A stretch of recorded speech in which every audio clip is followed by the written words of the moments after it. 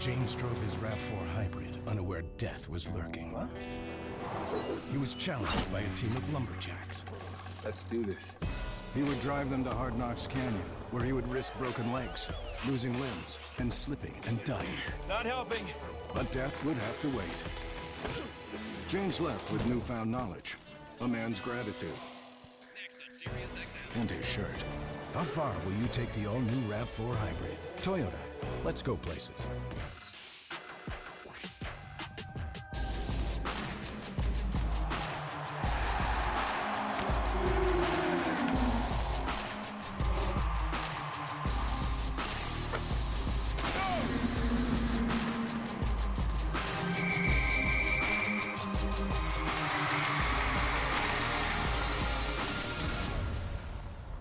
I'm supposed to be the franchise player, and we're in here talking about practice.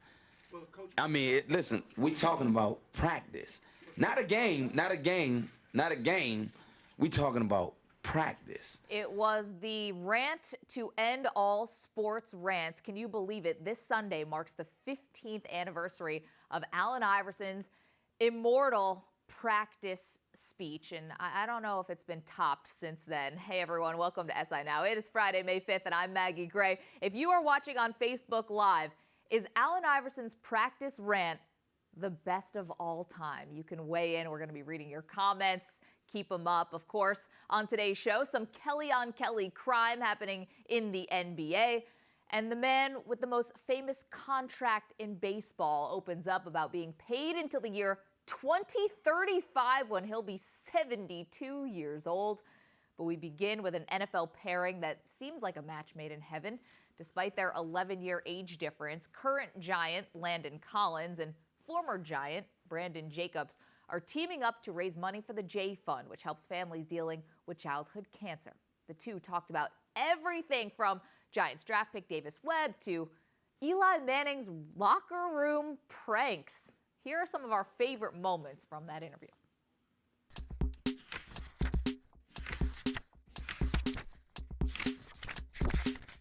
I'm assuming you're paying attention a little bit to what Tom Coughlin's doing in Jacksonville. Absolutely. Taking a running back. Absolutely. 4th overall, Leonard Fournette. Was that a statement? That's a statement, and made him take 27. So that's pretty good.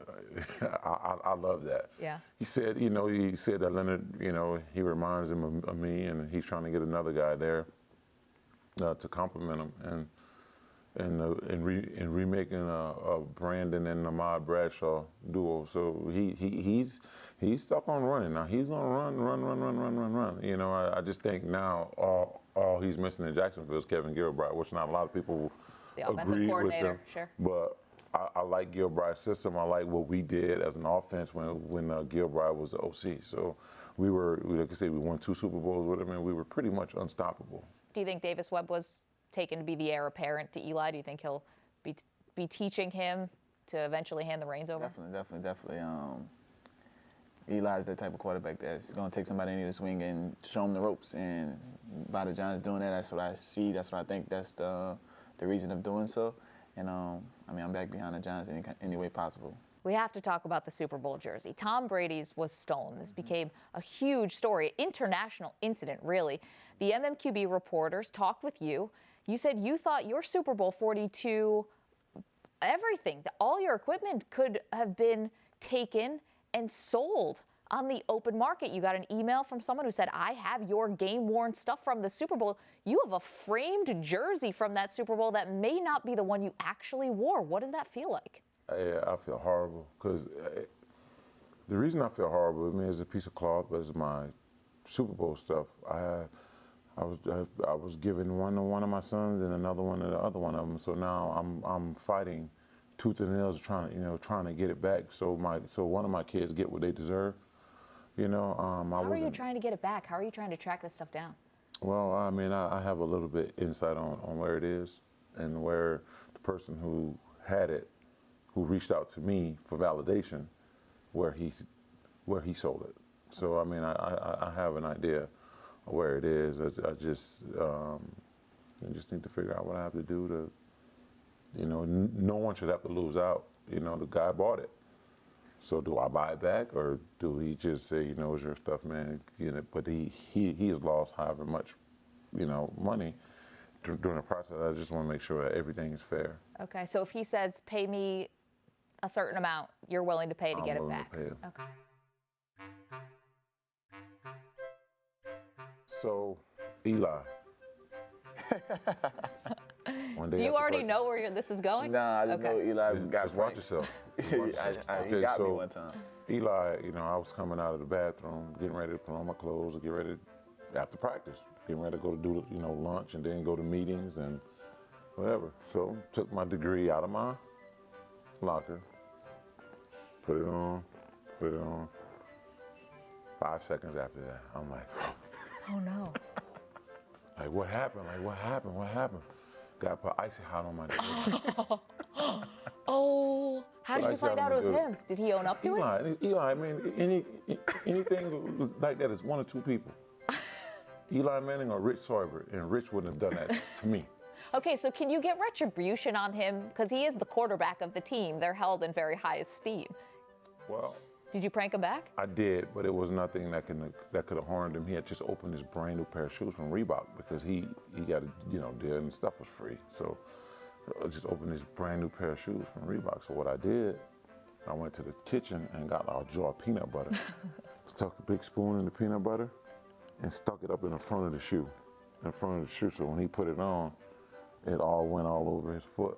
And stuff like that, but it wasn't anything like what he did to me. Yeah, you know? there's something very kind of simple about that, though. Just take some peanut butter, put it in your shoes. You said he got you. What'd he do? So, you know, you got the ice tub, the ice bath, and the hot tub. You don't want to get your full body into the ice bath, correct? Because it's already too cold. You can't breathe. So what he did was, we was all just talking. It was me and Justin Pugh just talking in the ice tub. All of a sudden, you hear this big old boof. He threw a big medicine ball inside the ice tub and it splashed on both. Why we chilling? Your body's not hot, so you already just calmed down already. Freezing water.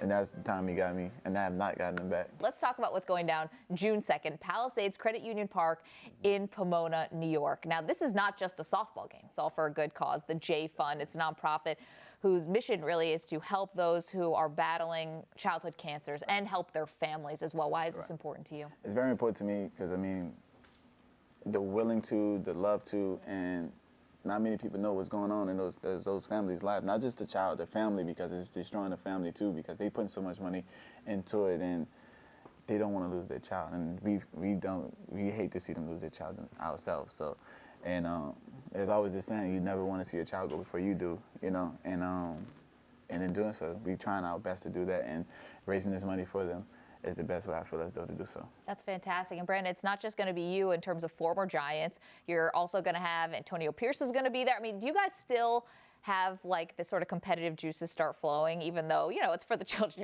You're already looking at me making faces. I know the guys that I played with, they are tremendous competitors. I mean, I've seen it. You know, I've seen it, and I know they're coming, you know, to win. Some will take it a lot more serious than others. So I'm waiting to see how that ball over. You know, some people come out there and want to be extremely serious, don't like to lose, or don't like anybody telling them anything. I got guys like that. I got guys that can end up in your dugout before it's too late. Things could really get out of hand here. With Justin Tuck and with you, Ahmad Bradshaw, Eli Manning's going to be there, and so many more. Of course, we should mention, if you want to get tickets to this great event, LandonCollinsGame.com is the place to do it. That's fantastic. You guys are really, really doing a great thing. I'm sure the kids are going to absolutely love it. Definitely.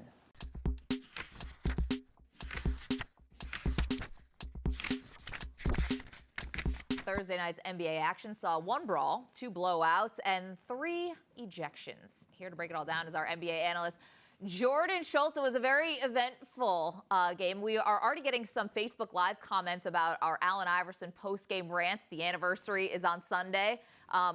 Someone commented they like the Oklahoma State football coach, Mike Gundy, saying, "I'm a man, I'm 40. Yeah. I'm not going to do it justice there. What's your favorite post-game rant? I have 2. Yeah. We were just talking, I think about one more. Jim Mora, playoffs, and then Dennis Green. They are who we thought we thought they were. That was great. Those 2 for me. How about you? You know, I really like one where John Chaney, the coach of Temple, literally chases John Calipari, who's then at UMass, in the post-game press conference. That was great. You know, that got from behind kind the of early 90s. Eddie Jones. Yeah, Calipari's got the slick back hair. We should bring it to something a little bit more recent. That'd be last night. The lasting image from the Wizards' 27-point beatdown of the Celtics was the Kellys going after each other. Now, where was Kelly Tripucka to make this really interesting? Could have 3 Kellys together. Kelly Oubre went after Kelly Olynyk, who had set a hard screen. Here is what Wizards coach Scott Brooks had to say about the incident. One, I think we got to control our emotions. That we can't respond that way. But when you get hit in the head a few times, I mean, we're very competitive guys out there. We have two teams are very competitive. But if you keep getting hit in the head, you might respond that way, and I think that's what he did. Okay, so Scott Brooks saying got to control your emotions, you know. But first of all, was Kelly Oubre out of line for what he did to Kelly I didn't think he was out of line at all. Really? I think maybe it was a mistake, but he's not out of line. Kelly Olynyk blasted him. That was not a nice screen, to say the least. Yes, no. And then Kelly Oubre was a young player, and I think they've been chippy before. Kelly Olynyk is obviously in the playoffs known. I mean, he's had issues in the past. And I think Oubre, as a young player, was saying, hey, you're not going to bulldog me. I'm here, and I'm not going to get punked. So I kind of liked what he did. And maybe he was a little foolish, but the game was out of hand. They won the game, obviously, and I don't think it was the wrong thing to do. We've been talking about one of the Achilles heels of the Wizards is their depth. Do you feel like Kelly Oubre is going to get suspended? No. And if so, is this going to be a big deal? Well, they do have problems with their depth, and that's a big issue for them. I hope he's not suspended, Maggie. To me, it doesn't warrant a suspension because he was reacting. Like I said, maybe it was foolish per se, but I didn't think he did anything completely crazy. And the refs got into it. They made sure there wasn't a brawl. To me, a suspension would be a big mistake here because to me, he didn't really do anything wrong. He didn't punch him, but he definitely got up, charged, and made contact. Of course, there's obviously... Little flop. Maybe. Yeah. We were talking about maybe some WWE-style bumps, going back. Kelly Olynyk went down pretty easily. Obviously, bad blood, though, between these 2 teams. Here is Isaiah Thomas and John Wall talking about the rivalry. We don't like them, and they don't like us. That's just what it is. I guess just 2 teams that really don't like each other. All right, we got a good old-fashioned rivalry here. Do you think this is the best rivalry in the NBA right now? That's a loaded question, Maggie. I think it's right there, because obviously 2 teams don't like each other. And then the backcourts, Wall and Thomas, both great. Contrasting styles. Neither one particularly like each other either. You saw Rozier and Jennings get into it. The bigs don't like each other.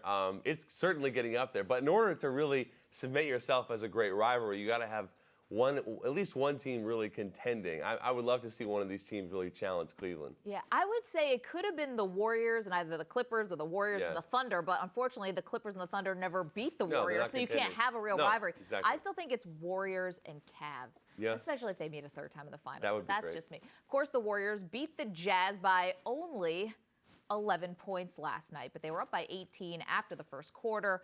And the game really was never in doubt. In the first two contests of this series, the Warriors have led for 94 minutes and 8 seconds. The teams have been tied for about less than 2 minutes. And the Jazz have never led in this series.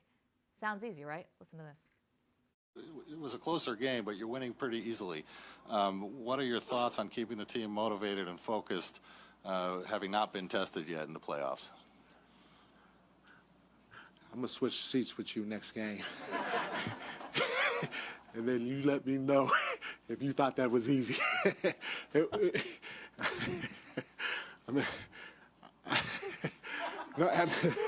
wasn't easy.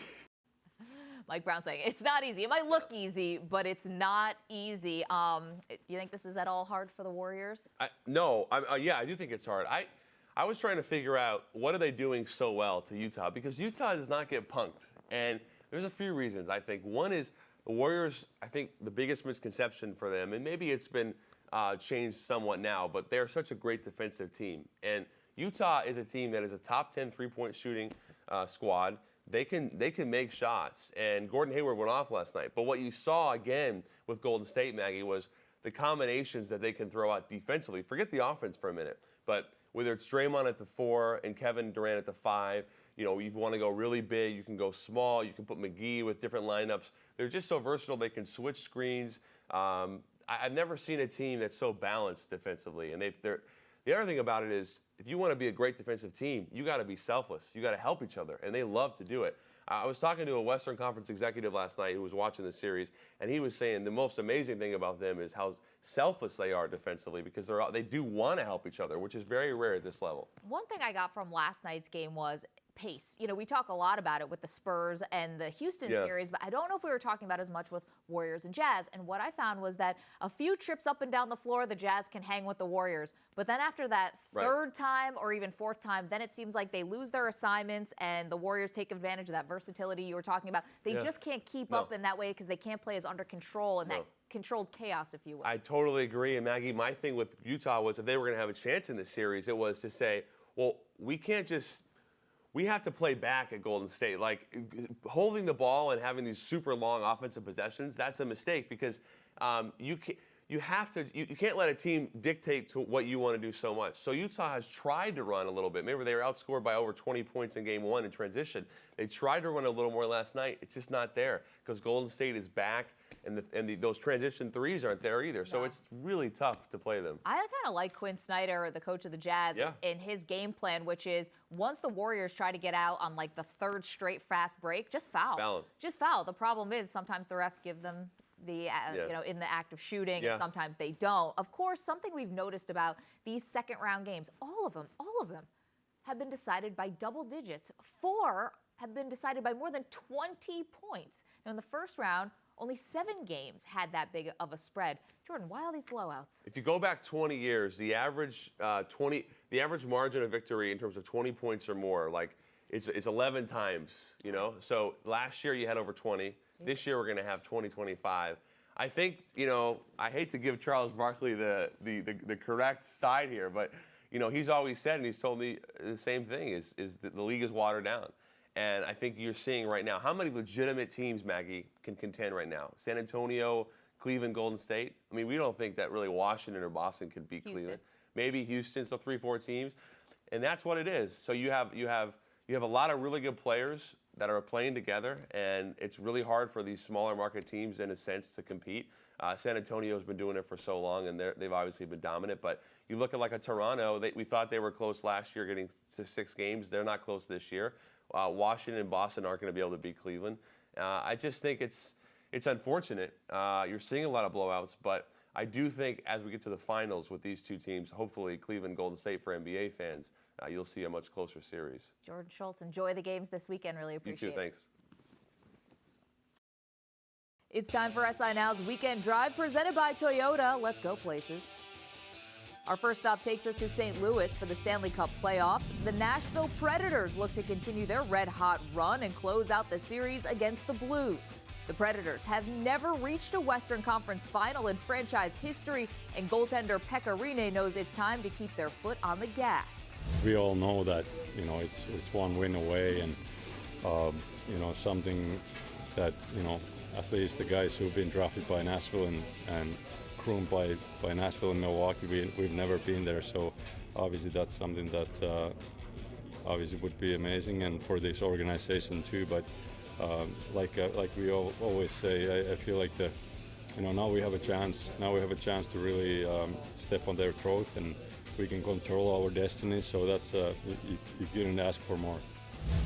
Rinne has been lights out this postseason. He's averaging under 1.5 goals against and is looking for his 8th win, which would be a new career high. Next, we shift to the NBA playoffs. The Rockets and Spurs are locked in a heated series in the West. The Rockets went 0-2 at home during the regular season against the Spurs, and head coach Mike D'Antoni will regroup with his team and look to take control in Houston. It's a series. It's 1-on-1, and we got to, we'll gather ourselves a little bit in Houston. We know it's not easy. These guys are good, and super well coached, and they're going to have a reaction, and they did. Now it's our turn to react. This is the first time the Spurs and Rockets are meeting in the playoffs since Greg Popovich became the San Antonio coach in 1997. With Tony Parker out with injury, tune in to see how the Rockets will respond. Lastly, we head to Churchill Downs for the 143rd running of the Kentucky Derby. The field is wide open for the fastest 2 minutes in sports. H. Graham Motion is the trainer for Irish War Cry, one of the favorites to win the Run for the Roses. I'm not going to be giving him a lot of instructions. I think he's going to have to take it as it comes, but I think it's one of the advantages that he has is he can kind of put him wherever he likes. I don't think this horse is one-dimensional. Unfortunately, no luck of the Irish for jockey Rajiv Mirage and Irish War Cry. The horse drew post 17. No horse has won the Derby coming out of that gate, but there is a first time for everything. And that's what's in store for this weekend. The 143rd running of the Kentucky Derby is upon us. Tommy Smith is here, of course. Grumpy Pundits is where we listen to you now, Tommy, on Sirius FC Channel 85. That's Tuesday, Wednesday, Thursday at 9 a.m. We're going to talk some ponies. Now, this is a very unique Derby because there really is not a clear favorite in this race. Who should be the favorite? Well, when you look at the Derby, that's one of the problems always. You're dealing with 3-year-old horses. None of them have ever gone 1.25 miles before, and you throw 20 of them into a gate, anything can happen. I mean, Classic Empire obviously is going to be the favourite this year. And strangely enough, after I've said all that, for the last 4 years, the favourite has actually won the Kentucky Derby in a row. So the money has been right. Can it be right 5 years in a row? I don't think so. I don't think that he will win it. Okay, so who do you like in this race? Well, I should be going for Irish War Cry. I mean, shouldn't I be going for that horse? I mean, he won the Wood Memorial at 1.8 miles, proved that he can probably run a bit further. But I'm going for something that a lot of us do a lot of the time, and that is always dreaming, because we're always dreaming. I like that. Every Good one sentiment. of us dream in Yeah. life. Now, this horse was very, very impressive when he ran in the Florida Derby. If he runs back to that race, there's one danger in the race, and that's, we talk about horses for courses, and McCracken certainly is a horse for Churchill Downs. Won 3 races there as a 2-year-old. There are some horses go to Churchill Downs and it's like meeting somebody for the first time. You just don't like them. The horses don't like Churchill Downs and won't run on it. We've seen many horses over the years because of the configuration of the way it is, and plus the fact that it's 1.25 miles and it's around 2 turns. It's something that horses hasn't done. But this horse has proven himself. He's won 3 at Churchill Downs, and his style is such that he's not going to come from far back. So McCracken is the danger, but Always Dreaming is the one to be on. Okay, well, you said sometimes the horses don't really take to Churchill Downs. One horse that did, of course, was American Pharoah, who won the Kentucky Derby and then went on to win the Triple Crown. Is there a potential Triple Crown horse in this field? Well, the thing is, Maggie, there's always a potential Triple Crown horse in the field, but can you find them? That's the question. And, you know, this year, you have to wait till the first race is over. I mean, looking at the horses now, and when I look at their form, and as you alluded to at the beginning, this has been a year where it's up and down and up and down. They've been all over the place. They've been everywhere. There could be a real gem in this, and yet no, they may not be very good horses in terms of going to win a Triple Crown. Triple Crown is very hard to do. You've got to win the Preakness, you've got to win the Belmont Stakes, so you got to go to Pimlico and you got to go to Big Sandy Belmont Park, and that's the one that catches them out. Plus, they're all different races. It's 1.5 miles for the Belmont, it's 1.25 miles for the Derby, and it's 1.8 miles for the Preakness. So it's very difficult to tell. After Saturday, they will sort themselves out a bit, and maybe then you could say, okay, there's a horse that'll win the Triple Crown. But if I had to pick now, I would say I don't see any horse capable of winning the Triple Crown. Okay, what about putting some money in our pockets, Tommy? And for the viewers out there, who is a dark horse that could have a really good return on our investment? Maybe give us some pocket change. Okay, there's only one way I can put money in your pocket for sure. I'll take it out of mine and put it into yours. Yeah. Okay. But if you're looking for a horse to have, I mean, a really sentimental value horse, you got to go for Patch. I mean, a horse with one eye and is going to run in the Kentucky Derby, it doesn't get much better than that. And what's even more impressive is the horse has a chance. On form, with the way the rest of them have run, this horse has a chance and will be 30-1. Will put a lot of change into your pocket, believe me.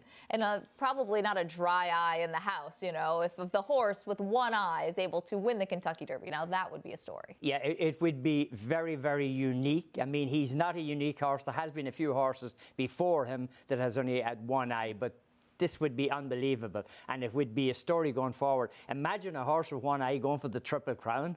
I mean, that would be the story of the century. We're trading our Guinness for our mint juleps for the Kentucky Derby on Saturday. Tommy Smith, love getting your opinion. Thank you so much. Thank you very much.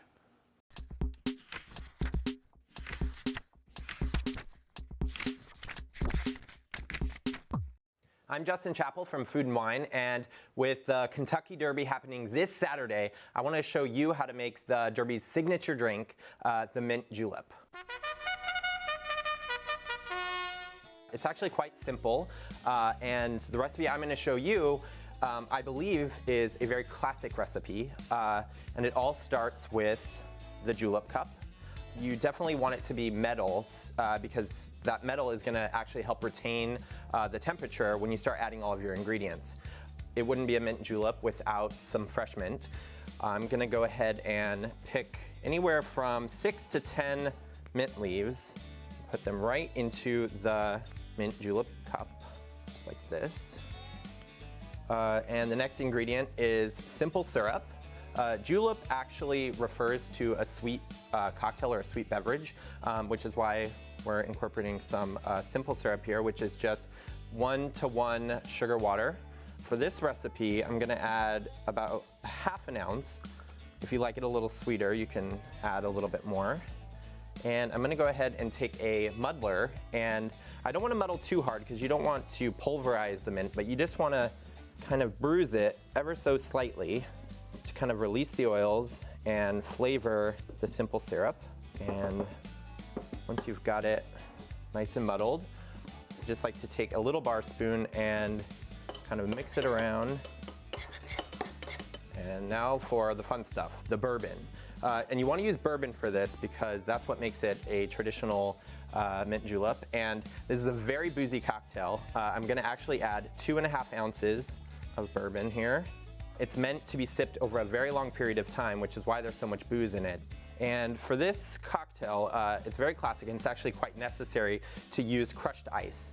So you can see here I have this big bowl of crushed ice, and I'm gonna go ahead and add some crushed ice to here. And you're gonna wanna top it all the way up. You want a lot of ice here. I hear they sell 120,000 of these over Derby weekend. With that number, I don't think people are sipping them too slowly. Now I'm gonna take 2 thin straws and I'm gonna make a little space here because I'm gonna garnish it with some fresh mint sprigs. You just want to smack it on your palm once, and what that does is it just releases the mint oils, and then you're gonna remove the straws and stick the stems right in here. all the way down. And then I actually like to stick the straws in right next to the mint so that while you're drinking it, you kind of get that mint aroma along with the mint flavor of the syrup. And here you have a classic mint julep.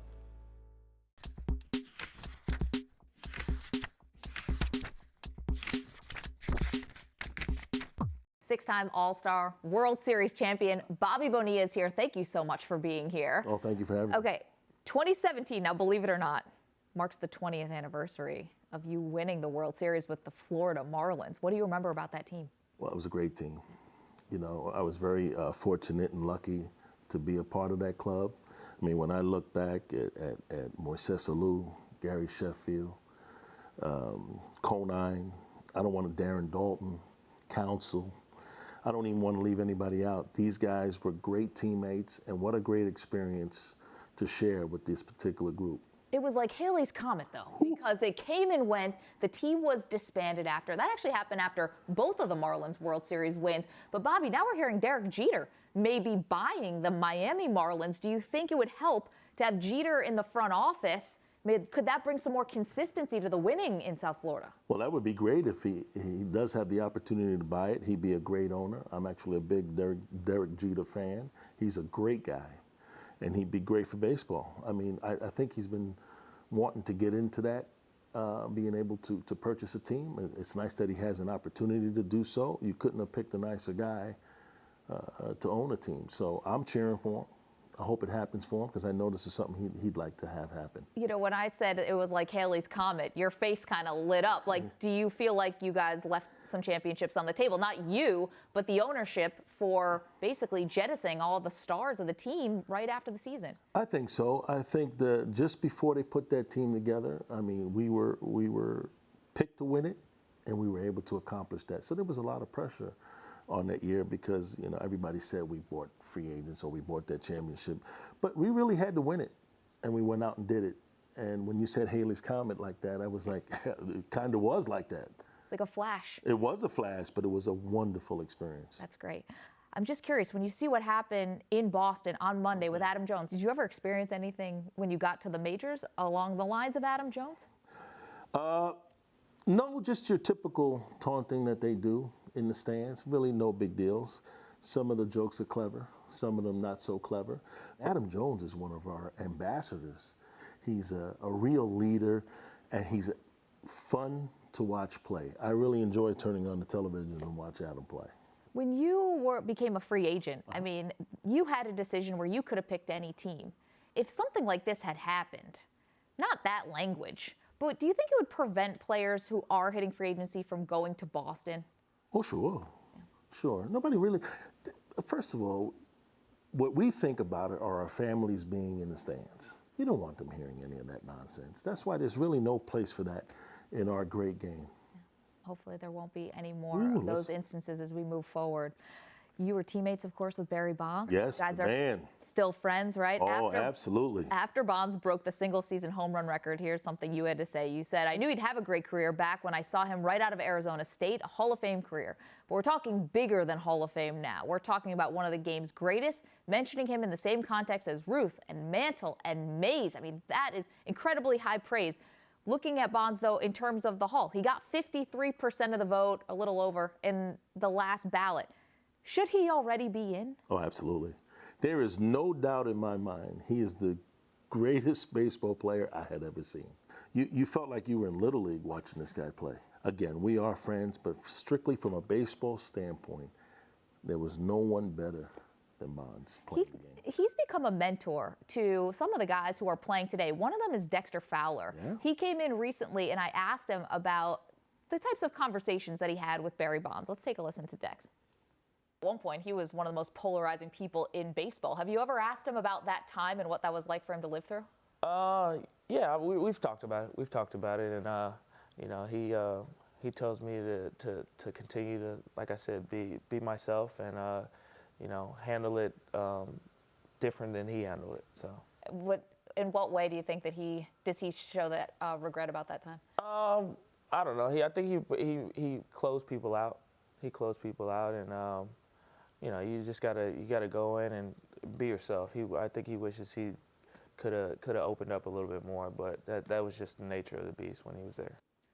Okay, you're one of his great friends and teammates. You guys came up together. Yeah. Does that sound about right to you? Do you think that Barry has regrets about not being more open, about closing himself off at certain points? Well, there was a reason why. His dad played for many years, so he kind of saw what his dad went through. As he sits down and looks at his career, maybe he wish he would have been a little more open. Yeah, absolutely. Okay, you are connecting with fans in a new way. It's online. Yes. It's called Infield Chatter. Can you tell us about this? Well, thank you for mentioning Yeah. it. It's huge. We're excited about it. It's really what the players wanted. Tim Slavin and Tony Clark are bringing it to them. You know, they wanted a way to get closer to the fans. And, you know, you just got to tip our hat to our executive director and our director of licensing, Tim Slavin, for making this possible. They really wanted to connect with the fans, get closer to them. I mean, look, stadiums are bringing the fans closer. So we needed to figure out a way to get closer to our fans and to be able to respond to them. Like, I'm private on Facebook and Instagram, but I'm on Infield Chatter, public, and I'm answering questions of fans. And it's neat because it's a safer place for us to be able to talk with them. You know, there'll be no trolling going on in this. It's true baseball fans, and I'm really excited about this opportunity for today's players. I think it's a great space for us. We're excited about it. And again, we're a startup, so we'll have our growing pains, but in the long run, I think it's going to be a big hit. That's fantastic. You got the Players Association behind you. You mentioned Tony Clark. I'm a little surprised, though, if you don't get any questions about the unofficial Bobby Bonilla Day, which you know is coming up in July. Yes. And I'm just curious, because of this unique contract that you have that's going to pay you until 2035. Doesn't make me a bad person. Oh, God, no. I think you're a hero in a lot of people's eyes, Bobby. Do you feel like, at some points, do you think the contract and just the uniqueness in some ways overshadows a career? 6 All-Star appearances, World Series, I mean, NL pennants? Oh, yeah, you know what? I just was very thankful for the opportunity to play. There's never a day that goes by that I'm not thankful for the privilege to play the great game of baseball. I had a blast playing. And I was very fortunate to be able to put something together with Dennis Gilbert that paid me a little longer. And I was able to weather some storms, and it was a great move on our part. So what's the advice that you would give to someone else if they ever find themselves in the unique place that you were at? Well, you know, my advice to young players is to make sure you surround yourself with great people. And it's going to take your due diligence to make sure you do a little homework. I mean, obviously, you don't know who's out there because people can wine and dine you, and you could end up with the wrong person. But the most important thing really is to make sure you really do surround yourself with the right people. And if you have to fire somebody, don't feel bad about it. You know, it's your money, and you have to look after it. And it's important because, you know, they wine and dine you, and then all of a sudden, you know, it becomes friends, and you don't want to make a proper decision. You know, you got to learn to say no, or if you have to let somebody go, you have to do it. That's fantastic advice, not only for professional athletes, but really for anybody. Bobby Bonilla, Infield Chatter is your latest venture. Yes. Sounds fantastic. We're excited Congratulations about it. on that, and really appreciate you stopping by. Thank you so much. Oh, thank you so much for having me. It was a blast to be here. Thank you.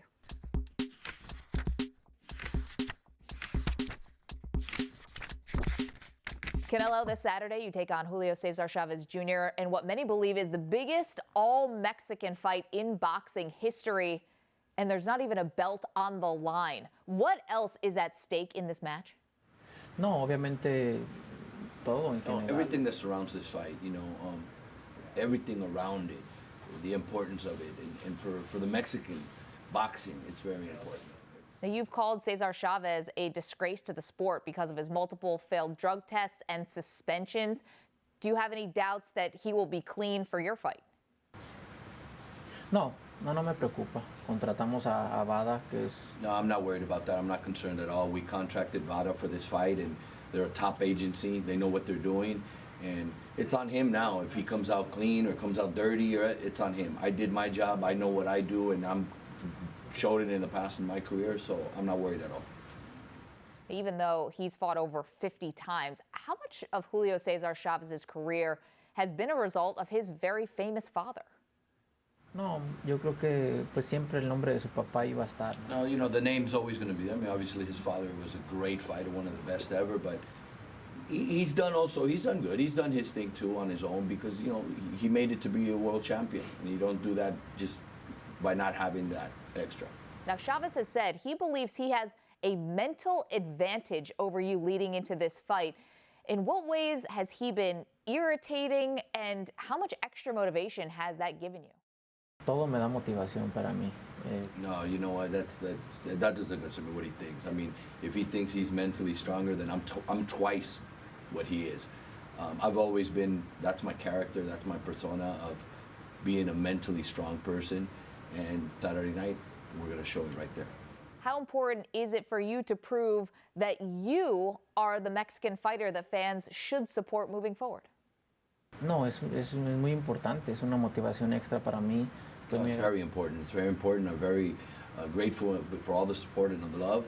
And that's why I'm going to put on my part everything I can so that they can leave the arena and wherever they view it very satisfied and they receive the great fight. I know you're concentrating on the upcoming fight, but boxing fans are talking about your potential matchup with Triple G, Gennady Golovkin. He struggled in his bout with Daniel Jacobs back in March. What message do you want to send to him and the rest of the top fighters in the middleweight class? Nada, yo estoy enfocado 100% en mi pelea del sábado. I have nothing to say to him or to anyone else right now. My focus is 100% on Saturday night. And after Saturday night, if all goes well, then we'll be ready to give the fans another great fight and big fight in September. Will the winner of this fight, Canelo, consider themselves the pride of Mexico? Sí, va más por encima de cualquier título. Es por el orgullo, por el honor y... Absolutely. This is more, it's bigger than a title. This is for pride, this is for honor, and to give the fans a beautiful fight.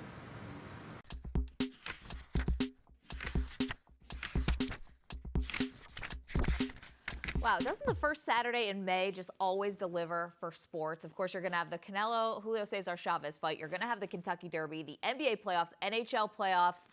Just enjoy it. We're going to be back here on Monday at 10:30 a.m. Eastern to recap it all. But until then, keep up with SI.com for all the latest news. And of course, follow us on Twitter at SI Now Live. You've made it to the end of another week. We'll see you right back here on Monday.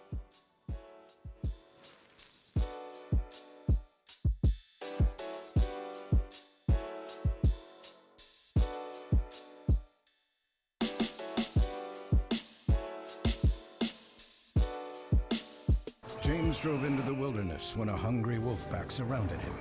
To survive, he had to become one of them, expand their territory, and nurse the young. How far will you take the all-new RAV4 Hybrid? Toyota, let's go places.